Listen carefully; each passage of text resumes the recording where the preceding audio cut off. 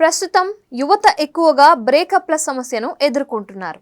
ఒకసారి ప్రియమైన వ్యక్తి దూరం అయితే ఆ బాధను తట్టుకోవడం చాలా మందికి కష్టం.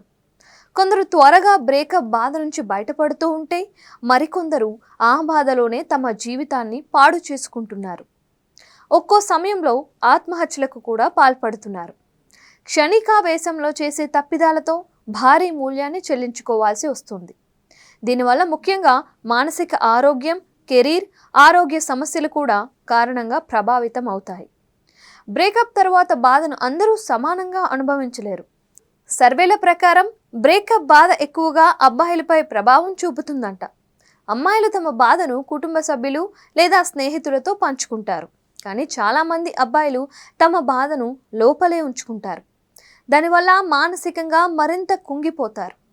ప్రేమించిన వ్యక్తిని గుర్తు చేసుకుంటూ వారి మధుర జ్ఞాపకాలతోనే నిత్యం తలుచుకుంటూ బాధపడుతూ ఉంటారు.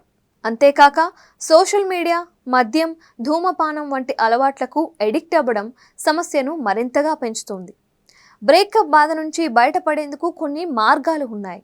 మీరు వర్క్ లైఫ్లో బిజీగా ఉండడం, కొత్త ప్రదేశాలను సందర్శించటం, సోషల్ మీడియా వాడకాన్ని తగ్గించడం వంటి మార్గాలను అవలంబించవచ్చు. కొత్త ప్రదేశాలకు వెళితే మనస్సుకు కాస్త ప్రశాంతత దొరుకుతుంది. ఆ పరిసరాలు, కొత్త పరిచయాలు బ్రేకప్ బాధ నుంచి బయటపడటానికి సహాయపడతాయి. కుటుంబ సభ్యులు, స్నేహితులతో ఎక్కువ సమయం గడపడం ద్వారా మీరు ఆలోచనలు మరలించవచ్చు.